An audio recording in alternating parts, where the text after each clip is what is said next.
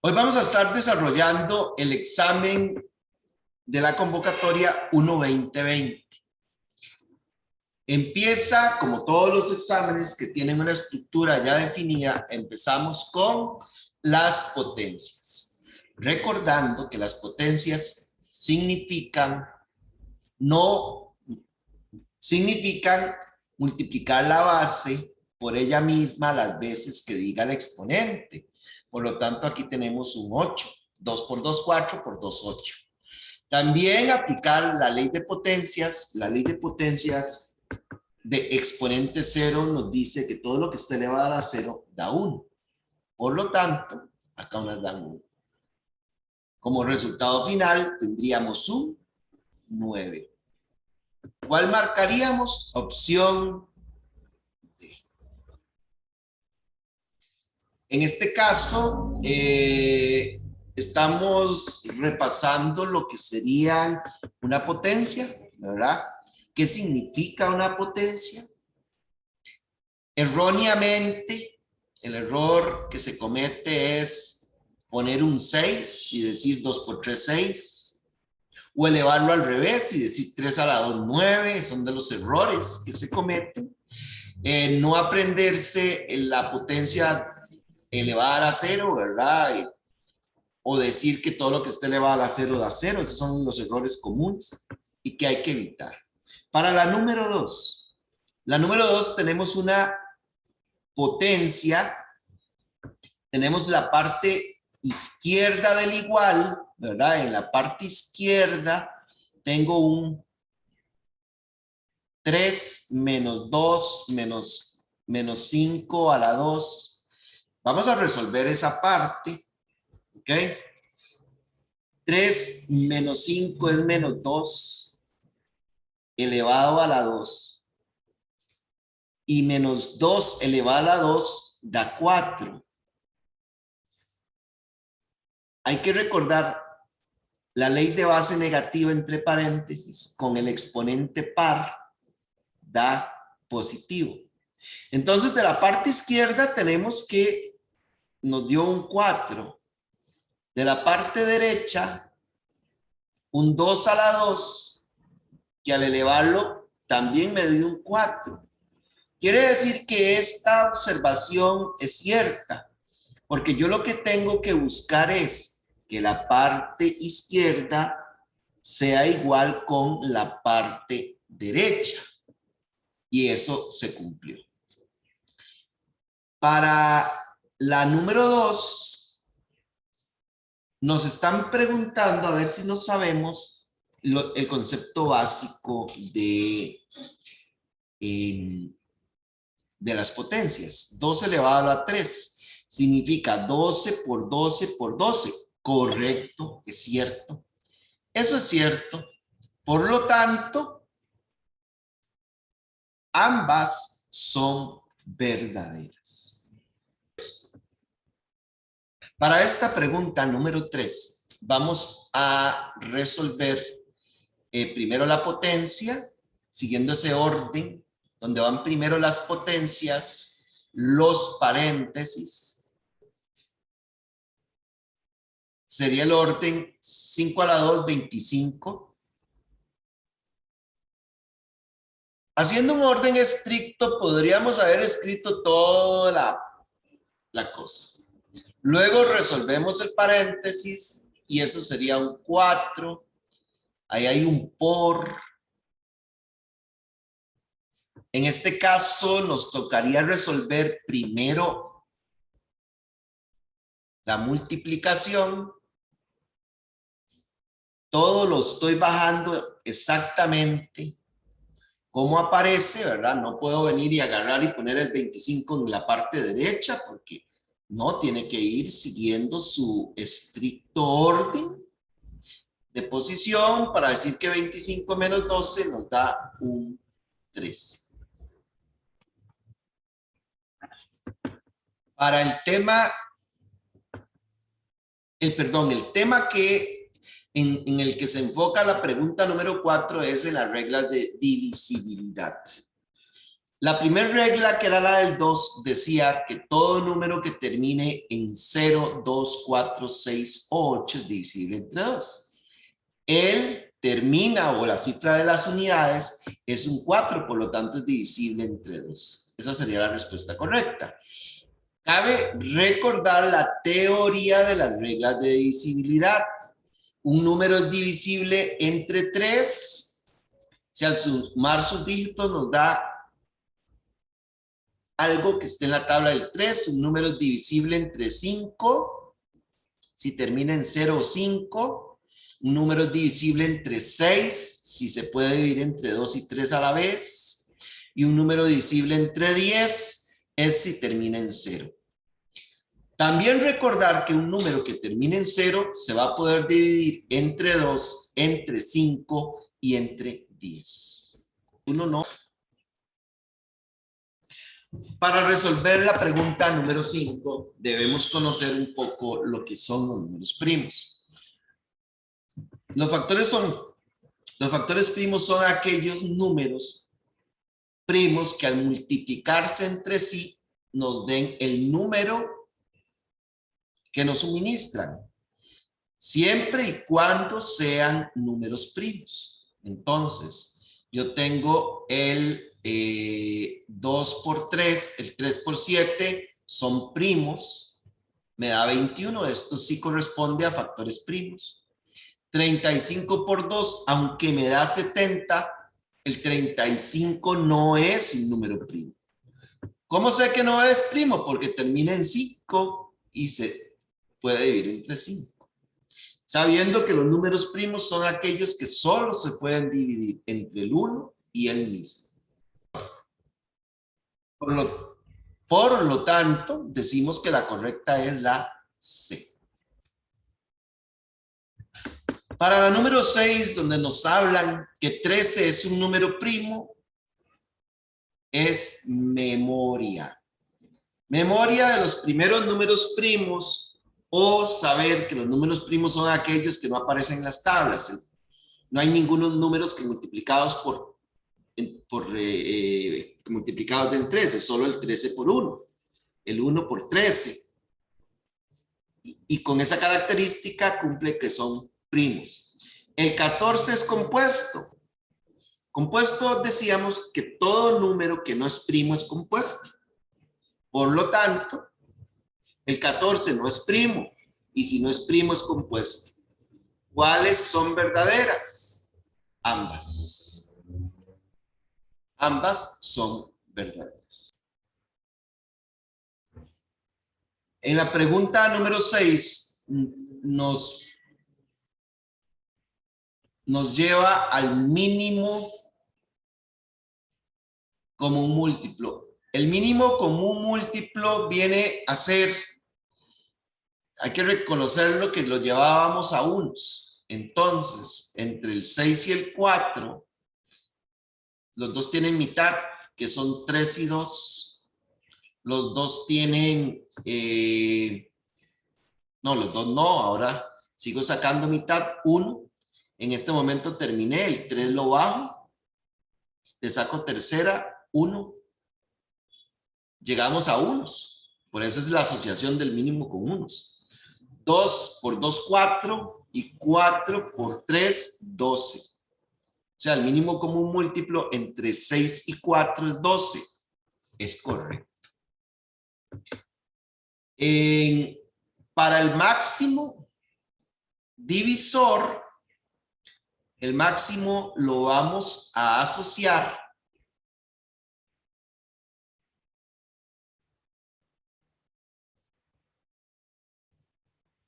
con que vaya parejo. Y que vaya parejo 45, 21 son que se puedan dividir los dos entre un mismo número. Bueno, no se pueden dividir entre 2. Entonces buscamos a ver si se pudieran dividir entre 3.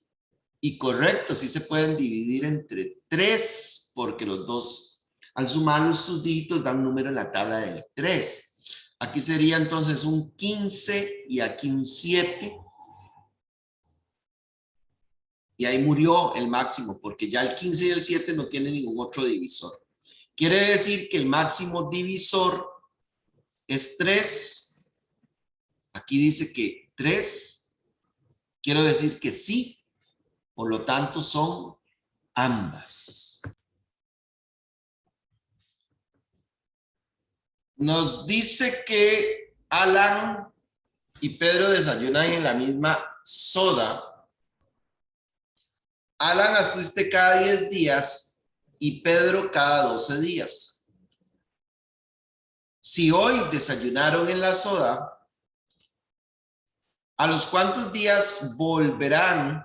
Eso quiere decir que es mínimo, porque teníamos como referencia para los que eran de mínimo, que tendrían que tener un parámetro de reunión, en este caso, que se vuelvan a encontrar.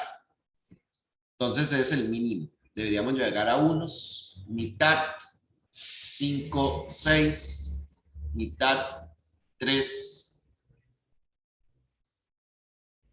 bajo el 5, tercera, 1, ahí concluí, bajo el 5, quinta, 1, ahí concluí, 2 por 2, 4, 4 por 3, 12, 12 por 5, 60. Dice, ¿a los cuántos días volverán a encontrarse? A los 60 días. Vamos con la número 9. Se requiere formar la cantidad de estuches escolares, la mayor cantidad. Ahí está la clave para saber qué es el máximo. Solo contengan lápices y borradores. Se tiene 40 lápices y 16 borradores. Los estuches estarán compuestos de manera que contengan el mismo número de lápices o borradores. ¿Cuál es la cantidad de lápices que debe tener cada estuche? Ok, entonces, estos son lápices, estos son borradores. Hay que ir parejo. Mitad 20, mitad 8, mitad 10, mitad 4, mitad 5 y mitad 2. ¿Ok? Y mitad 2. Ahí, si nosotros vemos, en cada estuche van a haber 8. ¿Ok? Van a haber 8 cosas. De los lápices se van a poder hacer 8 estuches y que de los lápices se van a poder hacer 5 estuches. En cada estuche van a ir 8. De los borradores se van a hacer 2. ¿Cuántos? 2 estuches y en cada uno van a ir 8 borradores. Ojo, porque la pregunta es, ¿cuál es la cantidad de lápices que debe tener cada estuche? Son 8 lápices. Este 5, ¿quién es? La cantidad de estuches que se hicieron con los lápices. La cantidad de estuches que se hicieron con los lápices. Por aquello de que uno diga, pero ¿cuál marco? ¿El 5 o el 8? Bueno, el 8 es la cantidad máxima de cosas que se le puede meter a cada grupo, a los lápices o a los borradores. En esta estamos en el tema, en la número 10, estaremos en el tema números enteros. Un vendedor ambulante tuvo una pérdida de 24,000, quiere decir que eso está negativo. O es esta o es esta. La temperatura en el Cerro de la Muerte llegó a los 2 grados bajo cero, eso quiere decir que es negativo, por lo tanto, la correcta es la D. ¿Ok? Eso es lo mismo de estar hablando de las pérdidas y ganancias, entre otras de las cosas. Considere el siguiente proposiciones. El valor absoluto de menos 15 con el menos dentro es 15 negativo. Eso no es cierto. La teoría nos dice que el valor absoluto es siempre positivo a menos que el negativo esté en la parte de afuera, entonces no nos cumple. El opuesto de 82 es menos 28, pues no tiene ni pies ni cabeza, ¿verdad? El opuesto de 82, un número opuesto es el mismo número, pero con el signo contrario, no opuesto al revés, ¿verdad? Entonces, ¿cuáles son verdaderas? Ninguna. Para la 11 sería ninguna. Lugares más fríos del mundo. Ottawa con menos 10. Astana menos 16.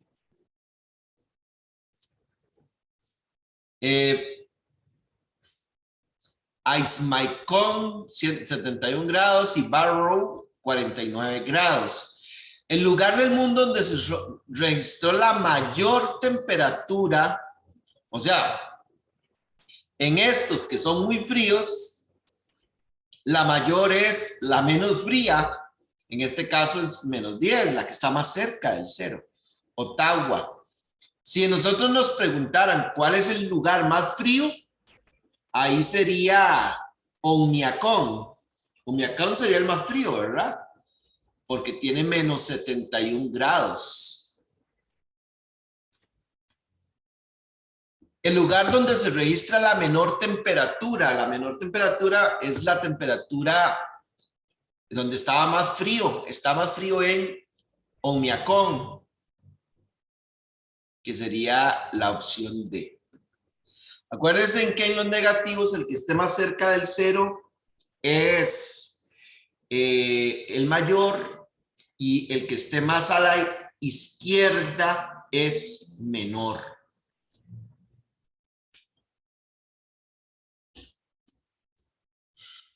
¿En qué tema estamos acá? Estamos en,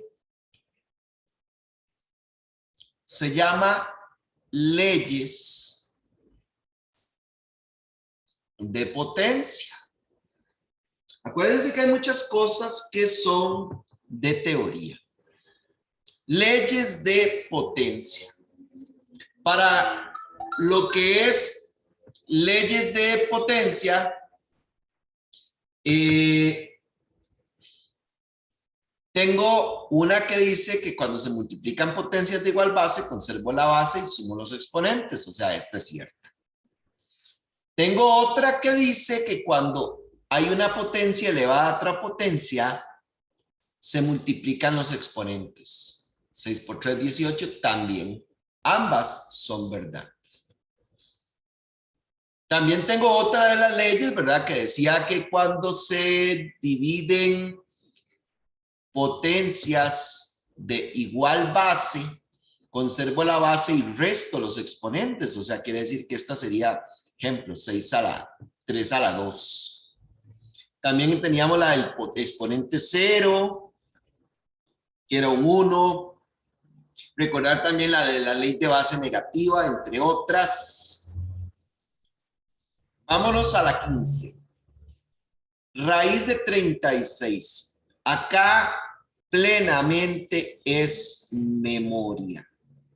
Hay un apartado que tenemos en el libro donde están las raíces cuadradas que hay que aprendernoslas de memoria. Y hay otro apartado donde están las raíces cúbicas, donde dijimos que también hay que aprendernoslas de memoria, pero solo hasta la del 5. En cambio, las cuadradas, que es las que no tienen numerito acá, ahí sí hay que aprendernos por lo menos hasta la del 12. Bueno, recordar que si yo multiplico este por 18, a ver si me da 36. Y no me lo da, ¿verdad? Esa es otra forma de probarla. Yo les sugiero mejor aprenderla de memoria. Quiere decir que esta no es y que esta raíz cúbica de 8, pues sí es. ¿Cuáles son? ¿Cuál es la correcta? Solo la segunda. En esa solo la segunda, pues entonces es la D. Para la 16, aprovechando la parte esta, ¿verdad?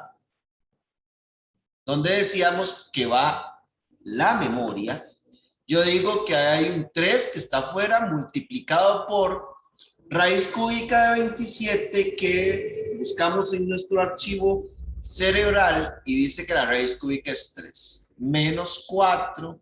La raíz cuadrada de 16 también es 4.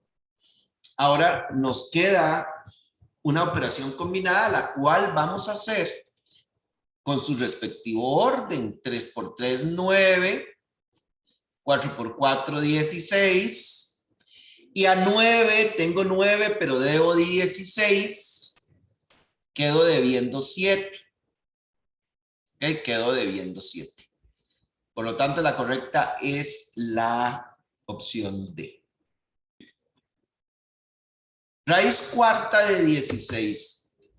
Necesito un número que yo voy a agarrar el 16 y lo voy a factorizar, que la mitad 4.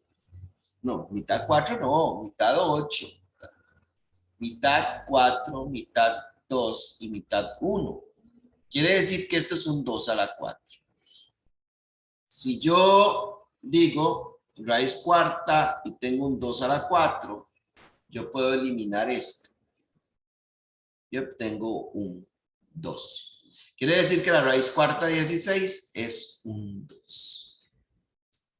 De memoria, igual a ver, llega esta de memoria, 2 a la raíz cúbica de 2 no es lo mismo que 2 a la 3, ¿verdad? 2 a la 3 es una potencia y esto es una raíz.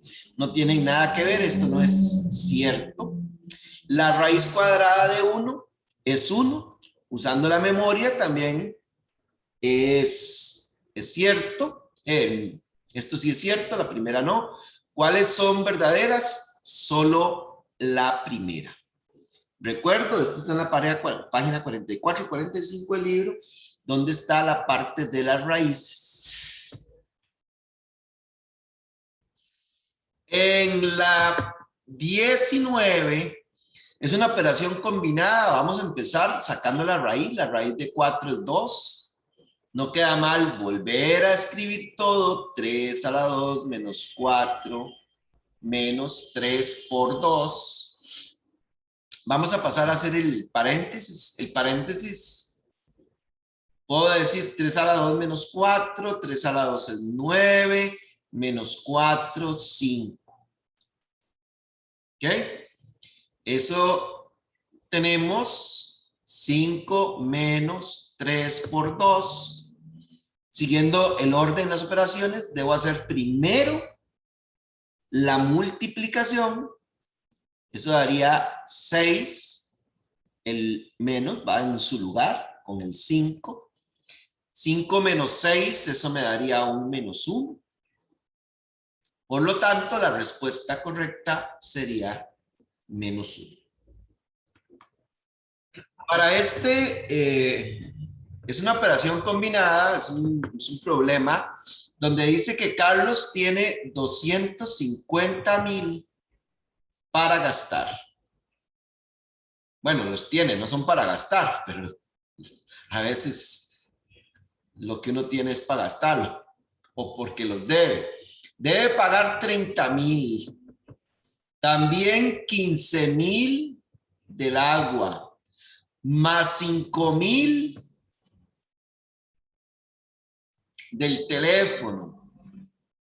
Pero resulta que quiere ahorrar 85 en todas, ¿verdad? Este Carlos que ahorra. Todo eso quiere decir que se lo voy a sacar al 250,000. Entonces yo vengo y digo 0, 0, 0. Aquí es 15, llevo 1. Aquí llevo 4, 5, 5 más 8, 13. 135,000. Ok, ese 30, ¿cuánto dinero en colones le queda disponible? 135,000 es lo que le va a quitar a los 250. Entonces yo vengo a estos 250,000 y le voy a quitar los 135,000 para yo saber cuánto me queda para otras cosas, ¿verdad? Entonces, 0, 0, 0, a 10 le quito 5, 5, a 4 le quito 3, 1, y a 2 le quito 1, 1. Quiere decir que a Carlos esto es lo que sí le queda disponible. Le quedan 115,000 para disponer en otros gastos, ¿verdad? Porque vimos una buena opción que ahorró este dinero, pero todavía no estamos hablando, si fuera una realidad, de los pasajes, de la comida, de otro tipo de cosas que ocuparía.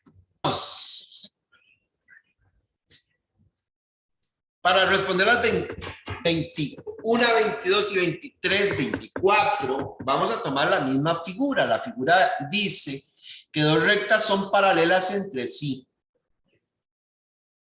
Paralelas es que están en un monoplano y no se intersecan, que eran como las líneas del tren, ¿verdad? En este caso, de las que vemos son la L2 y la L3, por lo tanto, la opción correcta es la C.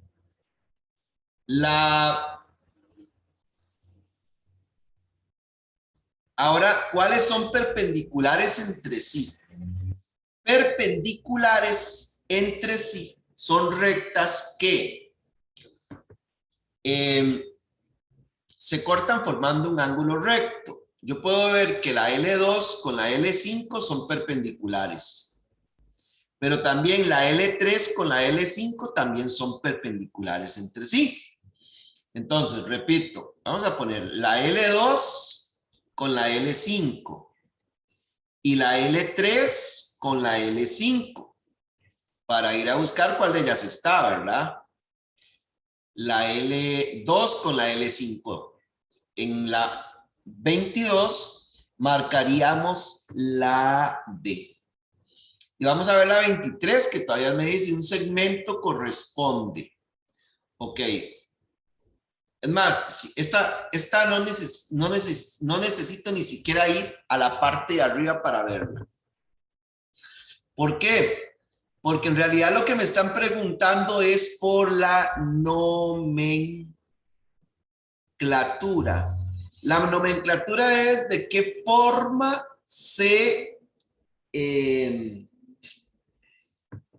la nomenclatura es de qué forma se escriben.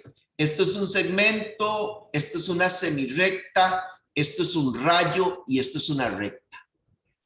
Me preguntan por un segmento, opción A. La 24 tampoco ocupo ir arriba, ¿verdad? ¿Por qué? Porque le preguntan por un rayo.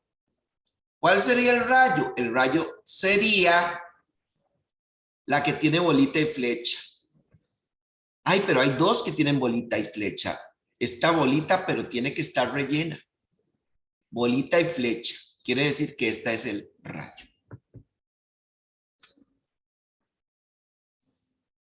Para los ítems 25 y 26, considere la siguiente figura.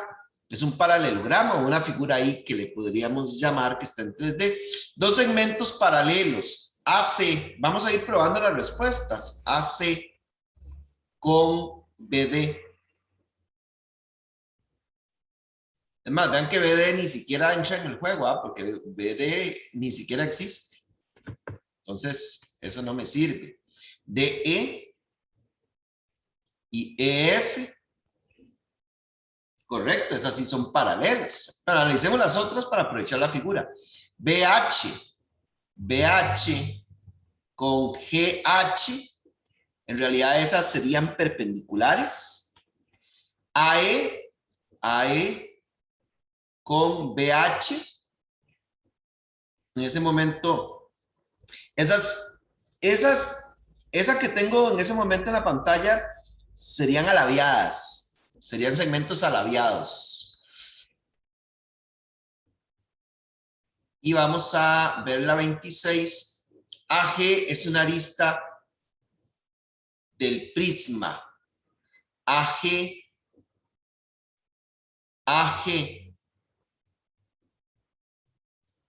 es una arista. AG va acá. Una arista en realidad son estos bordecitos. Y AG no es un borde. Por lo tanto, AG no es una arista. Vamos a ver qué más nos dice. Los planos ACDE y BGF son perpendiculares. ACDE, que sería el de la esquina, y BHF son perpendiculares. No, nos está hablando en realidad de estos dos. En este caso son paralelos, no perpendiculares.